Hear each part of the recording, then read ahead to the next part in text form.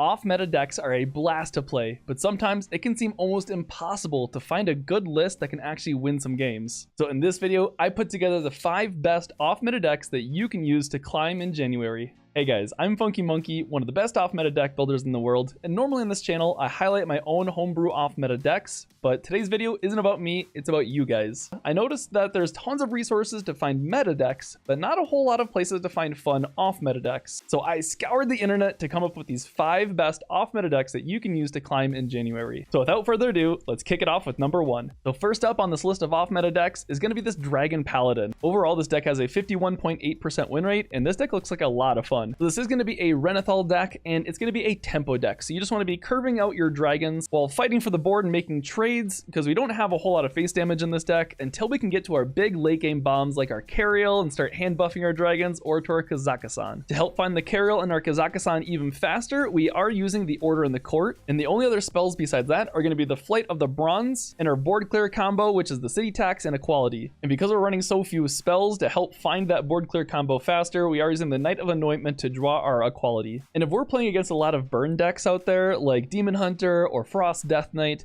we do have some healing in the deck with the Amber Watchers, and especially if we Order in the Court so we can find our Cariel first and then draw down to those Amber Watchers, that's a lot of extra health that our opponents have to get through. So this deck kind of has a little bit of everything. It has good tempo, has removal, has healing, and it has some really solid win conditions. Alright, so next up on our list of off-meta decks is going to be this Undead Shadow Priest. And overall, this has a 50.9% win rate. So this deck basically focuses around 3 minions. That's going to be the Brittleskin Zombie, the Scourge Rager, and the Shadowed Spirit. All of which can get some really big damage in early, and then you can resurrect them over and over again using Undying Allies, Animate Dead, the Bone Collar, or like High Cultist Basilief, or even the Amulet of Undying. And then we can get even more face damage in using like the Shadowcloth Needle, the Void Shards, or the Shadow Undeath. And if all of that damage doesn't finish off our opponents, we can polish them off with the hero Zyrella to replay those death rattles. Yeah, this one is awesome because you just get to pump out so much damage turn after turn by resurrecting all your undead guys over and over and over. The third off-meta deck that I have for you is going to be this Secret Mage, and this one has a whopping 54% win rate to it. Yeah, Secret Mage has always been fun, so it's good to see a list that's performing well here. So this deck combines the Hero Power package with Mordresh and the Secret package. So that way we can get a really strong early game with this deck, get some chip damage in,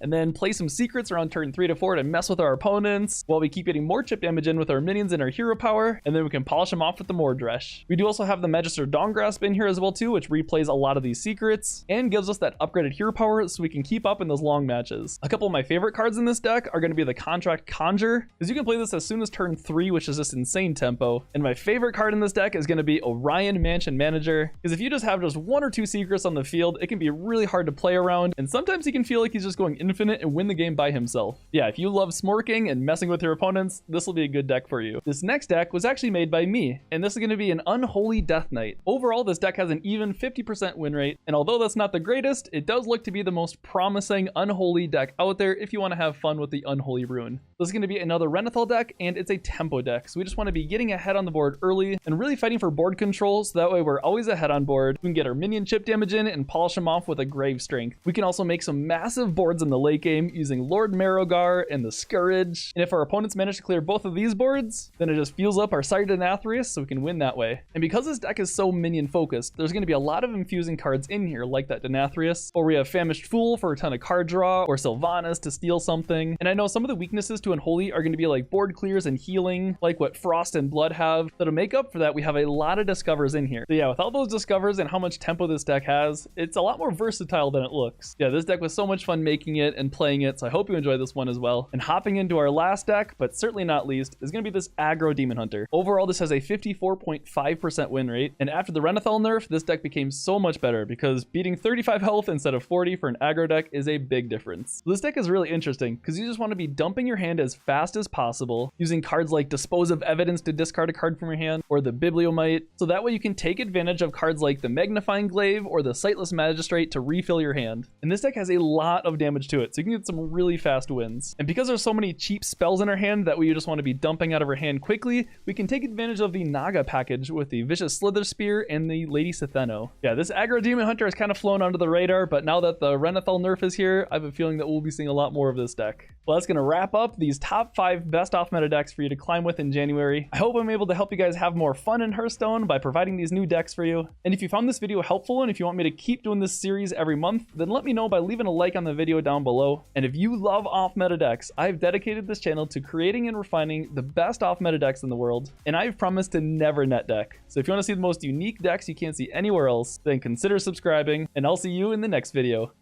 Stay funky.